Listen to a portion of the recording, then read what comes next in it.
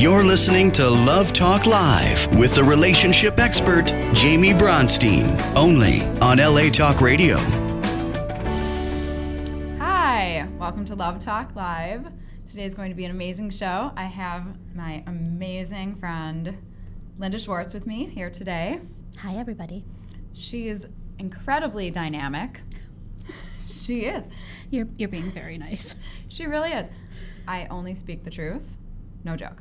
So she is a comedian. She's going to be a mom soon. She's a wife. Yeah. She's an adorable pregnant lady. Well, you can tell the guests a little bit about you. Sure. So I'm a stand-up comedian on hiatus at the moment because of this.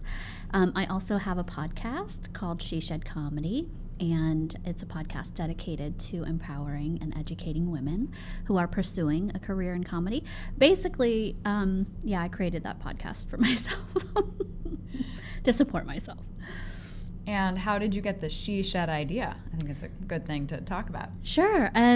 Well, I had a shed in my backyard in my old house, and I had been writing down ideas for creative endeavors, and it was the 23rd thing I wrote down, She Shed Comedy. And one day I just decided that would be my thing, and I decked out my shed and got some microphones and basically turned the lights on for my podcast. And I always think about you. There's that commercial. Oh, yeah, the State Farm. It's so funny. I don't know if any of you have seen it. Yeah. So great. Definitely Google She Shed State Farm commercial. And definitely check out Linda's shows. Thank you. Because she is so brilliant. And you are doing stand-up around San Diego once in a while, right? I am on hiatus right now, but I have in the past, yes, done stand-up in San Diego. And I tell you, the first time I ever did stand-up was my 30th birthday, and it was in front of a crowd of like 300 people, and it was the most exhilarating thing I'd ever done. Wow. And I've fallen in love with it ever since. How did you know and we're going to get into the love stuff, don't worry. We're going to get into the relationship stuff. But how did you know you wanted to be a comedian? You know, that's a really great question, because I don't know if it was ever in the stars for me. I think that... Well, it obviously was. Well, because this is what you're doing. It's true. I think it was in class. I had done that show when I was 30 years old. It was my birthday show, and some things kind of took me off track, and we were in our USM class, and it just dawned on me in one of the weekends that it was something that I had wanted to pursue again. And my friend had just been like asking, when are you going to get back into stand-up? When are you going to get back into stand-up? And I'd always like kind of pushed it back. And then one day I was like, maybe I should just try it again. And so that just kind of catapulted me back into the world of stand-up comedy. And I've always loved stand-up. I am obsessed with it. I watch it all the time. I study it. I listen to it on my Pandora when I'm driving sometimes. So I love it. Because, we talk about on the show a lot about kind of finding your purpose and going back to your childhood dreams and just who am I, and sharing that with the world. And so I love that you had these moments or the aha, and you realize this is what I want to share. This is my gift. And it brings you joy.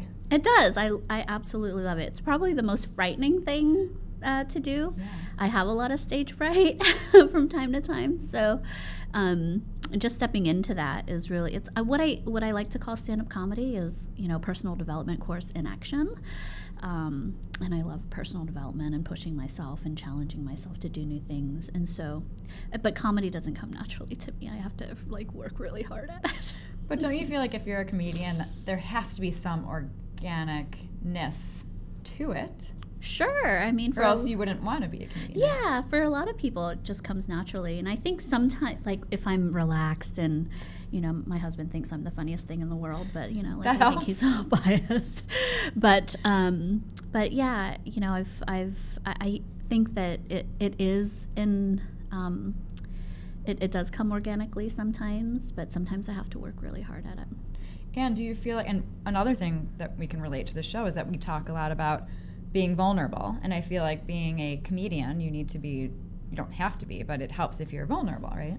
I think the whole process is vulnerability amplified, because that's when you're a good comedian. Well, right? I think at any stage, to just be able to get up there and bare your soul, or share your observations, or share your voice about what you think is funny, and especially during those times when people don't laugh is is the most challenging part. And so that's where the personal development stuff kind of kicks in, and I think that being vulnerable on stage is one of those things where it's like you just have to show up and do your thing and let the chips fall where they may, and take a lesson from it if you'd like.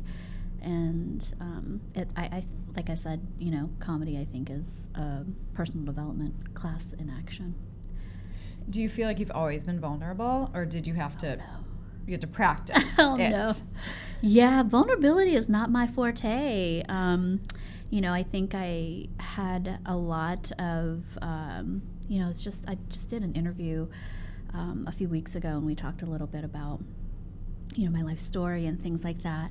And at the end of it, he was like, well, thank you so much for your vulnerability and sharing all of these things. And I was like, but what had occurred to me was that in the past and up until that point of sharing, I had a lot of shame around my story and my family and my upbringing and things like that.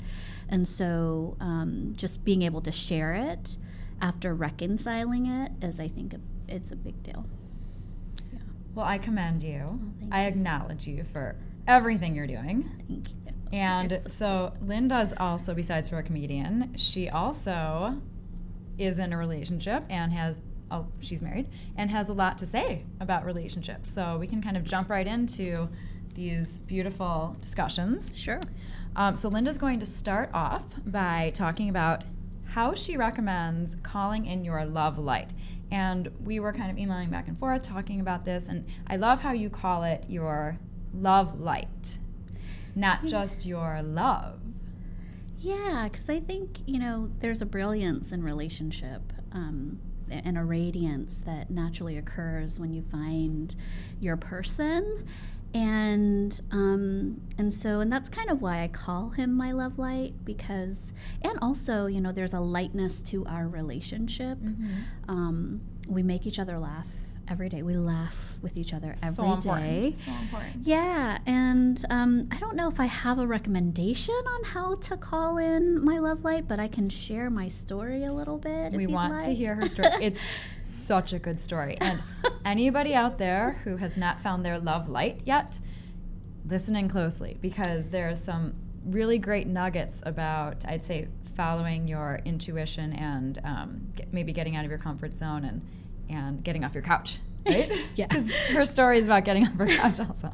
Well, but I'd like to preface this by saying that, I think the foundation of relationship is also really knowing yourself and knowing how you want to show up in relationship and who you want to be in relationship.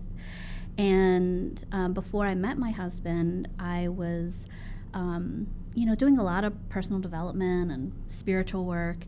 And I used to point the finger a lot at relationships that didn't work out. I used to point the blame at the other person, like, you didn't do this, so therefore I'm unhappy. And if you knew me well enough to know that when you do X, Y, and Z, it makes me sad. It makes me sad or mad, or it aggravates me. And so, that was the cycle of my past relationships. And so when I had the opportunity to be single again, I like that you said opportunity. It's very positive. Yeah. I think you have to kind of reframe things to help yourself, I guess. But I had the opportunity to be single again, and I was for about 4 years. And, I think I messed up a lot in that last relationship, and I recognized that. I recognized that I did some things and made some choices that weren't favorable. But they were still meant to be. But it happened, right? And so no regrets about that. Right. It's just they happened, and this is what I learned from it. And at any rate, I knew that I needed to figure out for myself who I wanted to be in my next relationship. So I did what a lot of people would do. I quit my job, sold everything, bought a one-way ticket to Bali. I love it.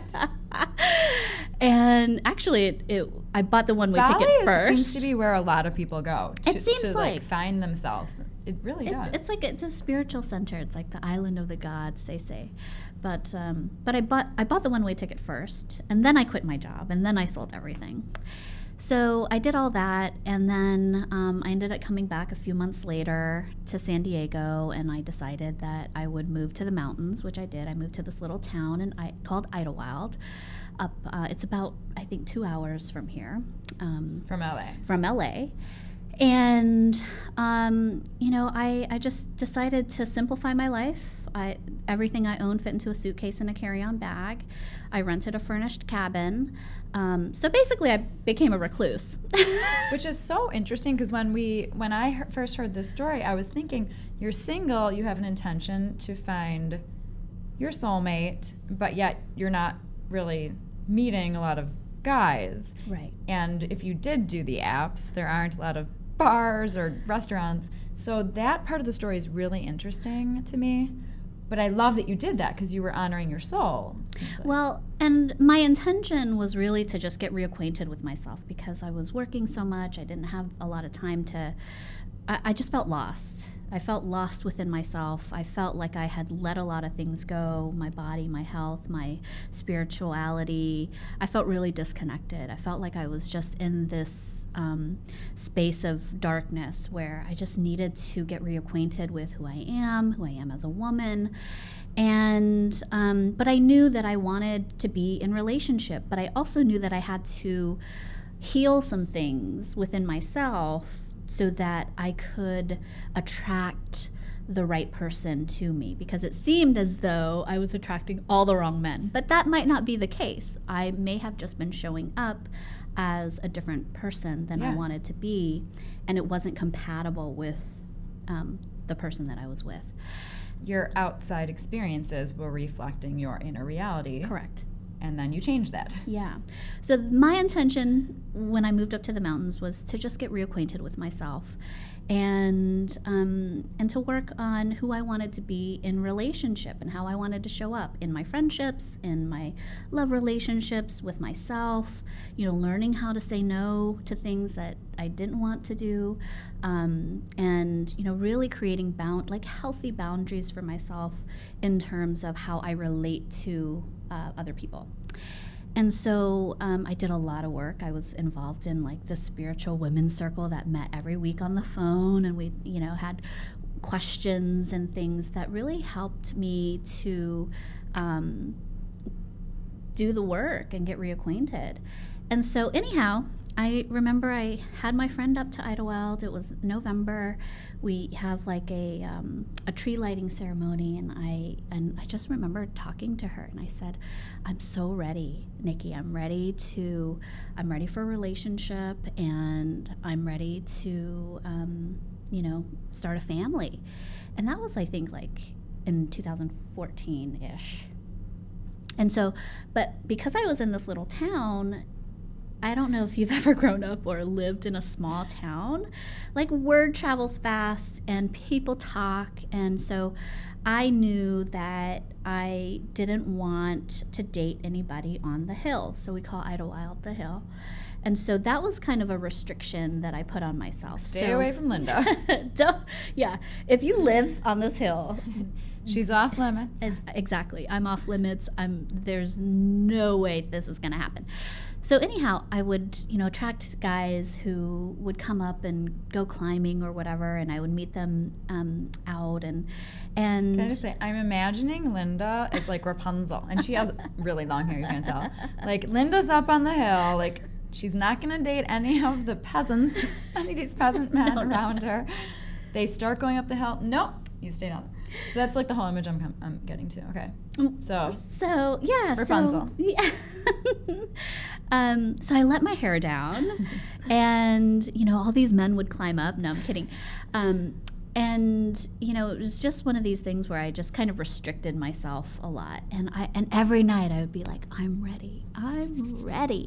I would set the intention and just, you know, say my meditations and my aspirations and all the things that I wanted in life, you know, especially around relationship. And I was like, gosh, like, all the wrong men are showing up. And so anyhow, fast forward to 2015, it's now August. I agreed to facilitate a workshop with a friend of mine. And Now, were you doing coaching? I wasn't doing any coaching. No, it was just Just inspirational work. yeah. So my friend is a drama therapist, and so we developed this little workshop for a conference that was happening in San Diego. It was a huge conference, and honestly, it happened, you know, kind of on a whim, and we both ended up going to San Diego to facilitate this workshop. And so I was like, okay, well, I haven't left the hill in about 6 months, and so I was, you know, I had all of my things scheduled, all the things that I wanted to do, right? All the food places that I wanted to eat, all the people that I wanted to see. And prior to going down, I called my friend. I said, hey, you know, I'm coming down to San Diego for the week. Would you mind if I stayed with you? He was like, yes, but you have to meet my boss. And I was like, okay, great. You know, like, sure. He'd been trying to set me up for years, and I just would meet people just to appease him, you know. And so I go down, I facilitate the workshop, and the next day I'm free. Actually, I'm free for the rest of the week, so I'm going around doing all the things. And I go to my friend's office, and he's like, you know, he introduces me to Lee, who is now my guy. And you know, a few minutes pass, and I'm just being very cordial. In the back of my mind, I'm like, I'm hungry. I really need to go for lunch. So Did you have an initial attraction? when I saw him, I don't get nervous around people. I love being around people. And when I saw him, like, I was like, just a little stunned, you know, like internally stunned. See, this is important for the story because what they might be thinking is like, oh, because some people do meet the first time and they're like, not at all, but then it's like the second time. So really, from the start, there was something. There was always something. But you were still hungry. But there was a spark, and I was so, like, you know, singularly tracked on my day that I didn't allow myself to really experience that moment. And so Jason stepped back to his desk, and I go back there to say, you know, my goodbyes. And Lee walks over, and he's like, would you like to go to lunch today? And I said, well, I'm taking myself out to lunch today, but thank you. And he said it was the nicest, like, rejection he'd ever gotten. He thought this is so interesting. He thought it was a rejection, but and really guys out there need to listen up. But men and women, this is just bringing up such a topic, I'd say, because there's so much that is not communicated and so many assumptions that are made. Yeah. Because he was feeling rejected, right? A little bit. But yet he had no idea that you actually were interested. So this is true. It's like, in an ideal world, it would have been nice to be like, dude, I'm so attracted to you. Like, I feel like we might get married, but I really just want to go for lunch by myself. He'd be like, oh, he'd have the confidence. I mean, you know, to maybe ask you out, which he kind of did. He did. And so... But then I left, and then, you know, he stopped me before I walked out, and he grabbed my hand, and he held on to it, and we locked eyes, and we did this, like, soul gazing thing. I didn't know it was called soul gazing at the time, but so it wasn't creepy because you liked him. Well, I was like, I felt that energy. And I felt that like it had been so long since I felt that like activation in my like that attraction, that it was almost a little, I don't want to say off-putting, but it took me off my guard. And he held my hand and we did the soul gazing thing, and I was like, oh my God, I don't know what to do. Wait, what did he held your hand and said, did he say anything? He didn't say anything, no. He just like, held, nice to meet you? It was, he did say that. He did say, it was really great to meet you. He did the eye thing, and I was like, oh my God. But there's see, we talk about energy a lot also. Yeah. Like there was obviously, and people that are single, they haven't met their person yet, or even if you are in a relationship and you've never experienced this, there is a very real energetic connection, exchange of energy, or everything that really is real. And so look out for that. Because sometimes you don't know when it's hitting you, because be aware that if you feel like, what is that? Yeah. It's real. It's energy. Yeah. And so I left. I took myself out to lunch. I went to go see my friends, and that whole day I kept Did you flirt with yourself? Oh, I was doing everything. I was like, it was just... Oh, you look so pretty today. Thanks. And, it was just one of those days where I was just so one-tracked minded, like, about my day. But that whole day, I kept on seeing 888, 888. I made a mental note, because I don't know about you guys, but, like, I believe in seeing signs, and I love numbers and numerology and things. Tell people about that so that people can look out for it. So you saw it. Where did you see these? Well, I would see it in like the restaurant window, a phone number in the restaurant window, or in a license plate, or different. I don't remember where I saw it that day, but I just know that I kept seeing it. And I even made a note I sent my friend Jason. I said, I keep seeing 888 and I don't know why. So anyways, later on that evening, I get back to Jason's place, and I'm, trying to sleep, and in the middle of the night, I get this intuition, or, this voice, or whatever it was, that said, why don't you ask Lee to lunch tomorrow? So as soon as Jason woke up, I said, hey, Jason, why don't you ask your boss if he'd like to go to lunch today? And 10 seconds later, I get a text message from Lee, and the last 5 digits of his phone number are all 8s. It was like, and I don't know if you talk about spirit and things like that here, but it's confirmation. Yeah, it was a huge confirmation. It was almost like a spiritual 2x4 had to, it was like, open your eyes. Yeah, pay attention. This may be the guy. And so I just started paying attention to, that was actually when I started to take that feeling seriously, because I'd been single for so long. When you're single for so long, you're just like, sometimes you just, are going about your day and doing things, and you miss the opportunity to see that somebody's actually flirting with you, or, trying to get all sassy and like, just be with you in that way. And it really took that sign for me to pay attention. And so, and of course, I was still a little bit nonchalant about the whole thing, and we spent the whole weekend together, and it was just beautiful. And we've been together ever since. We got married, and at the end of 2017, and now I'm there's a baby that's going to pop 35 out. 35 weeks pregnant. We might even have our first baby born on the show. That would be so great. I don't know, girl. I don't know if I'm ready. So yeah. And she's so compact and little, like you can barely even tell. Oh, I think they can tell. You look fantastic. Thank you. So You're so nice. So one of the things I know you wanted to talk about was how to be open to attract and manifest the right guy. And then also how to not have an attachment of the how it's going to happen. Yeah, I think at some point you just have to reconcile with yourself when you are ready. And like, if for me, my experience was that I was ready. I was putting out the intention. However, I was also like putting myself in this restricted box, especially when I was up in Idlewild.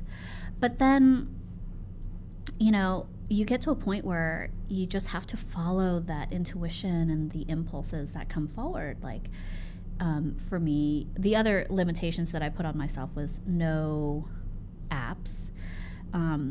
And so I put myself in this very little. And that's just her, because apps and websites for dating are amazing. Awesome. For her, it wasn't. For me, it was just one of those things where I just wanted to. It was your knowing that it wasn't good for you. Exactly. Because I put myself on there for 2 weeks. Okay, she tried it. I tried it. And it was just too much work. I'm a lazy person when it comes to dating, and I was like, I just can't do this. It used to be like my nighttime activity. Yeah. Yeah. Like I thought it was fun. We're all different. Yeah. She I thought it was a lot of work.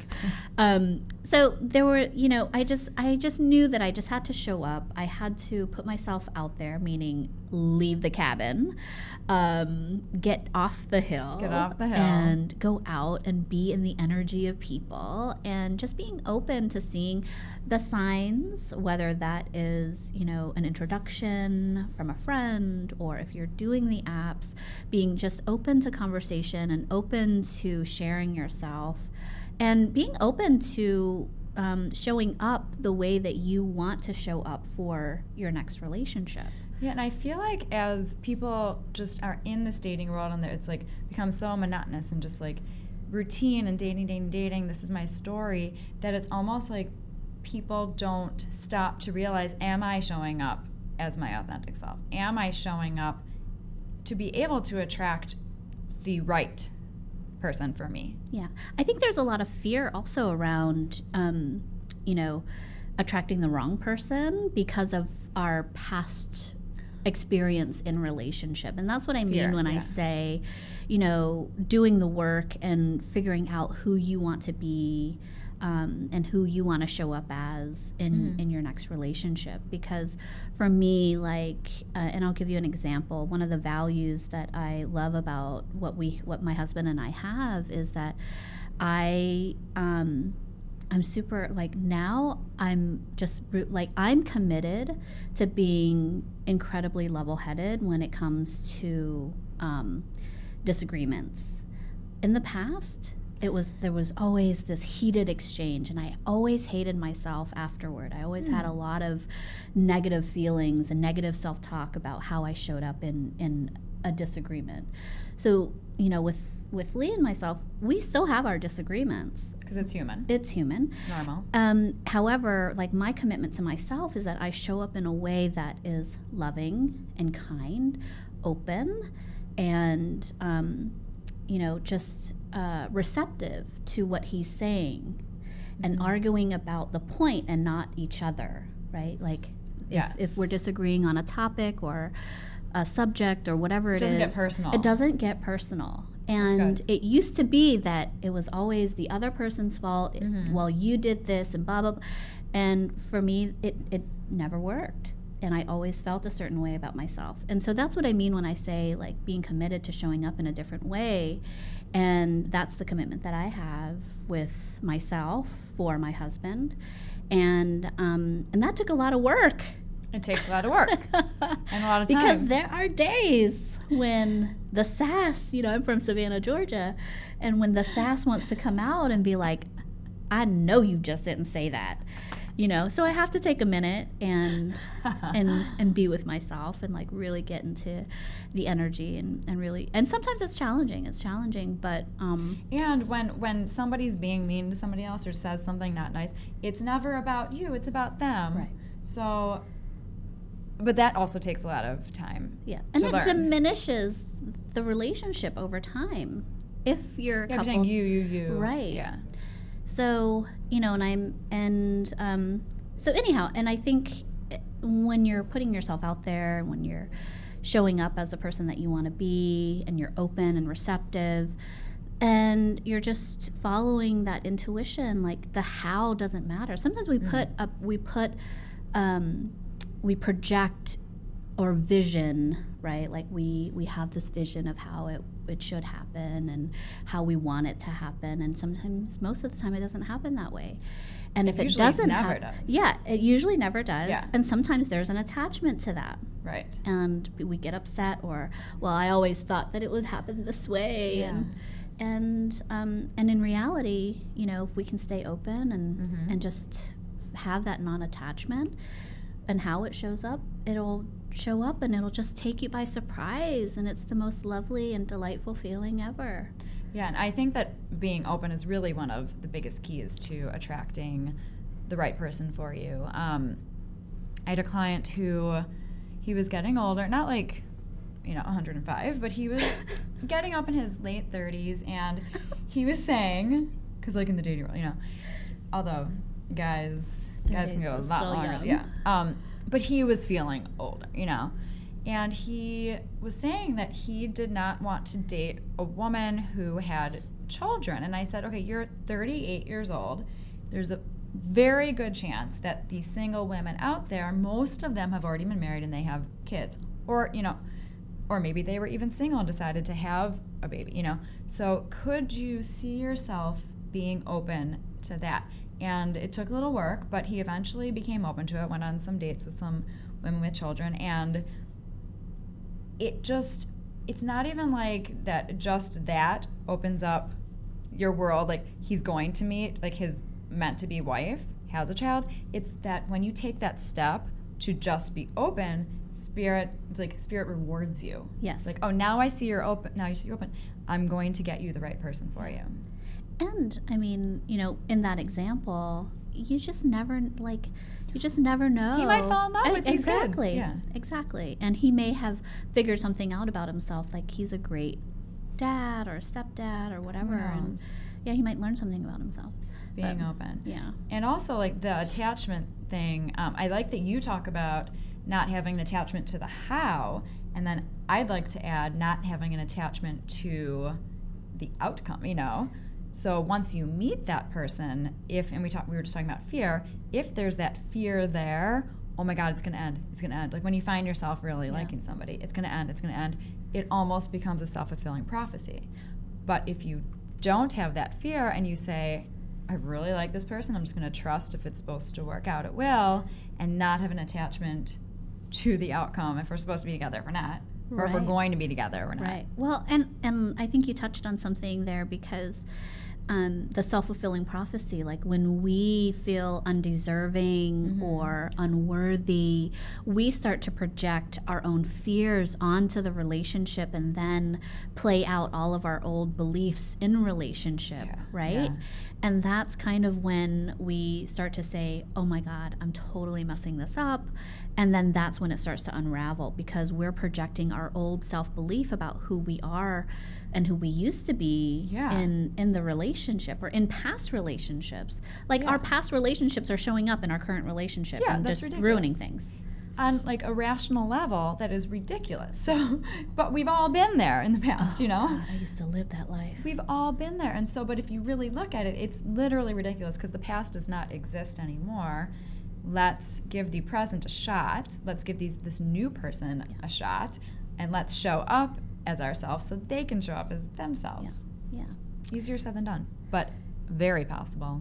It's incredibly possible. And very beautiful once you do it. Yeah, it just takes a huge commitment on your part. I think self-responsibility and personal responsibility and how we show up, whether that's for our friends and for our partner, for our children, I think that is, something that's a gift that we can give ourselves in the relationship and obviously to our partner, to our friends, and to our kids. So showing up as yourself is definitely the way to go. It's hard, though. But sometimes it actually, but sometimes it's but once again, so if you really look at it, it actually is the simplest thing to do in life. Because if you think about it, is it really hard to be yourself? No, we know ourselves. We're the expert of ourselves. Yeah. And so it's almost like, oh, I can just be myself. You can breathe. All I have to do is be myself. Yeah. But I know what you're saying is it takes time. It does take a little time and energy to get past those barriers Yes. that are blocking you sometimes from even like knowing who you are. Right. Yeah. Yeah. I think you have to have a deep sense of self to show up as yourself, I think is what I'm getting at. And then once you do that work, then it's... you can breathe. You just it's walk around like an beautiful. angel. Yeah, and it is beautiful because you show up, there's more beauty around you, more light, and people react to that. Yeah. When you're awesome. in your love light, when you're in your own love light for yourself, when there's a lightness in your heart, it's so attractive. It is so beautiful. And, I think that's where the glow comes from, the radiance. And that's what I think on an energetic level men are really attracted to. If we're talking about, romantic relationship. Which we do. For sure. Yeah. So one more topic that you want to talk about, well, you had two, but one was, and we kind of glanced upon this a little bit, maybe not, how healing relationships with your parents can help your relationship with your kids. Yeah, Because she is probably doing a lot of reflecting right now. Oh my gosh, And also, you can just sprinkle in there, for any of you pregnant ladies out there who are going to be pregnant, relationships, your relationship with your pregnant self, basically. Oh my, I've been thinking a lot about this because pregnancy just completely alters the way that you see yourself. Because it's such a huge physical transformation, and then there's a psychological transformation, hormonal transformation, and there's it. Do you swear on this show? Oh, all the time. Okay, so Go basically it's a mind fuck, Okay. and on your mind, body, spirit. Absolutely. And so there's... Men should try it someday. Maybe they'll understand that. I wish men could get Oh my pregnant. God. And so, there's this idea that, what's been coming forward for me anyways is this, I've always seen myself in a certain way, right? Like I think we all have our self-image of how we see ourselves, how we relate to ourselves. And then you get pregnant and you're like, who am I? No, and then your body starts changing and you're like, you're looking in the mirror, and at least, when I'm looking in the mirror, I'm like, oh my gosh, like everything is, not just this, but I feel like I don't see the woman that I was before. Like my face is getting a little bit more chunky. My ankle, I have ankle envy right now because I have my feet are like little sausage snacks. Like I'm afraid a dog is gonna walk by and just snap up my toes because they're so swollen and they look like little sausage snacks. It's really cute. She's gonna put on these boots before the show, and then they didn't fit. Because my whole body's in just a month swollen. from now, it'll be so different. Yeah, and so anyhow, I think that I'm really coming around to the idea that my self-image is being transformed right now, and I think when you're pregnant, that it just I don't know if other women think about this, but it's been in my consciousness for a while, and it's pretty much all I can think about, because whenever I go out, I look at people's ankles and I'm just like, God, I miss my skinny ankles. I just miss seeing the bones in my feet.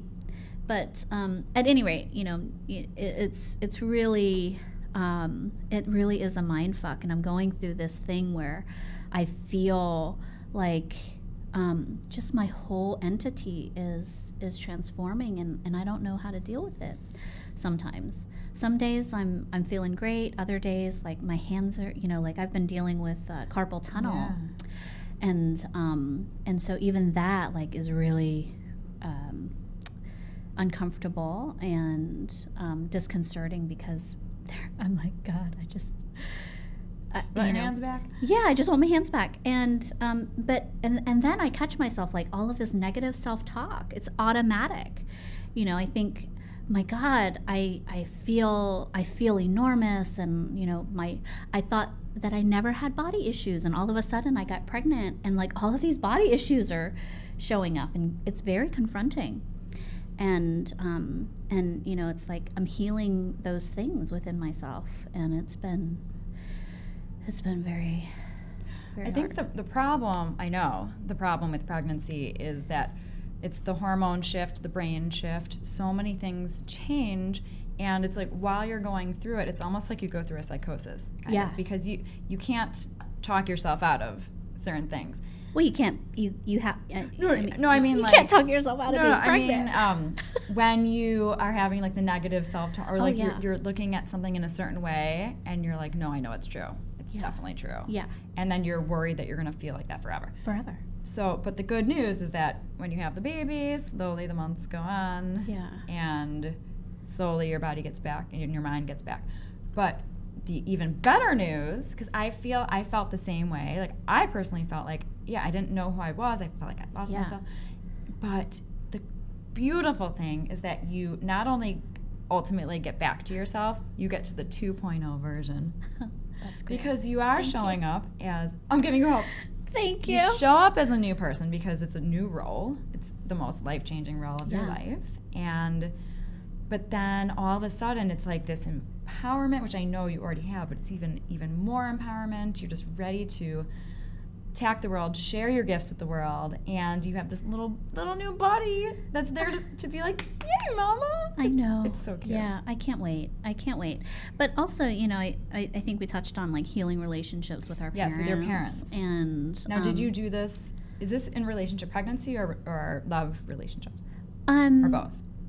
Well, I think both in some ways, because I think it's all interconnected in many, many ways. Because sometimes, I think when we're looking for our relationship or attracting our ideal mate, we tend to attract the things that we were missing from our parents. That's just my personal belief. Yeah, it happens. And also like how healing relationships because I think it's all interconnected.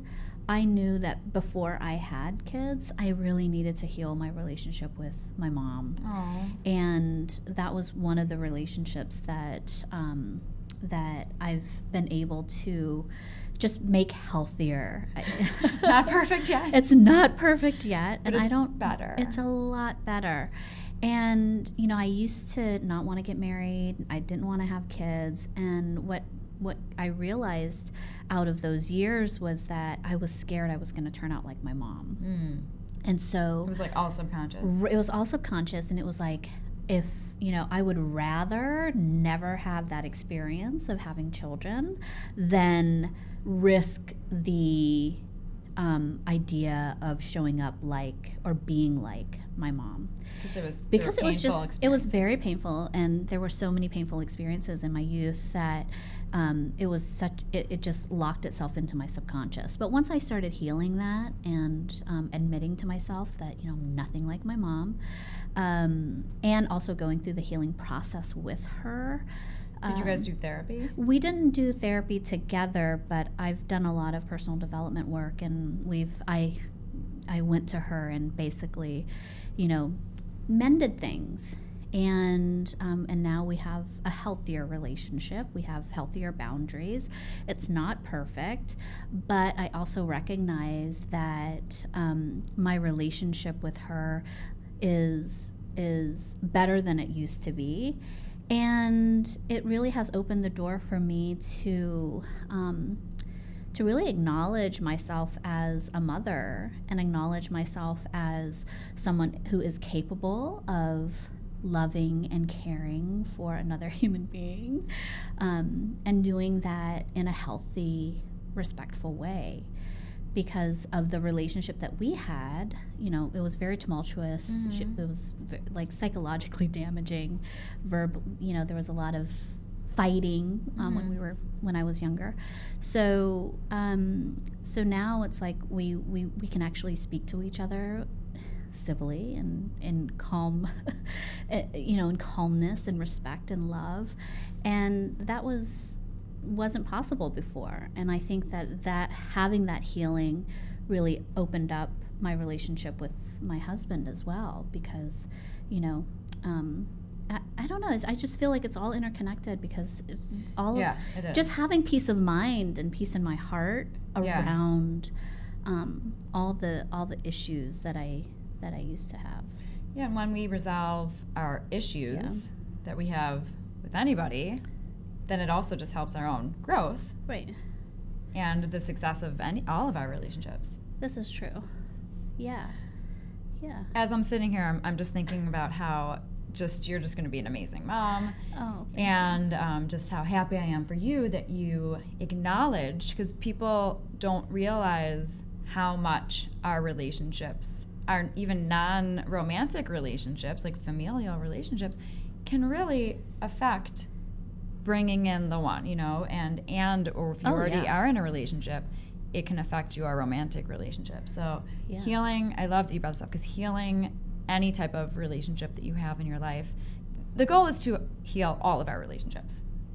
But it's all interconnected. I love it. Yeah, and I think once you heal one relationship, and it allows space for you to really show up as your authentic self in your new relationships, whether that's a love relationship, a friendship, with your children. And I'm really excited, for the next chapter, because I feel like a new woman, and just being able to show up as a more loving and more kind and generous and compassionate being for myself and for my partner and for my kid is one of the one of the commitments that I've always wanted to make and show up as. And I am so excited for you, and I can't wait to meet that little guy. I know. And I know, me neither. I just cannot wait. And as you were speaking also, I was thinking two things. Your comedy, I saw a glimpse of some of the comedy about your mom. So she does some great comedy about the mother-daughter relationship, which I'm sure everybody can appreciate. And you're going to have a child, so you're going to have so much more material. Oh, yeah. So you have to check out her podcast, and which she's on hiatus, but we don't know when she's coming back. But how can people find you or get updates? Yeah, you can go to sheshedcomedy.com, or find me on Facebook at She Shed Comedy, I think, or do you have an Instagram? I don't have an I don't know if I have it. I do have an Instagram. Pregnancy brain. It's all good. I know. We'll check it out. Yeah. We'll let you guys know. Yeah, she'll let you know. But sheshedcomedy.com is where you can find how to find me and listen to the podcast. And if you have any questions, want to reach out to me about anything, Jamie at therelationshipexpert.com, JAIME. My Instagram is therelationshipexpert, just the X, not the EX. My website is therelationshipexpert.com.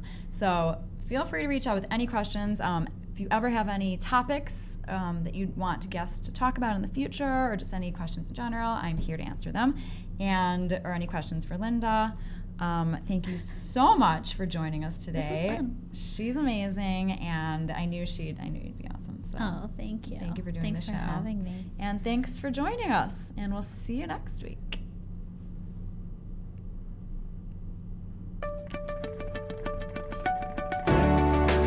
You're listening to Love Talk Live with the relationship expert, Jaime Bronstein, only on LA Talk Radio.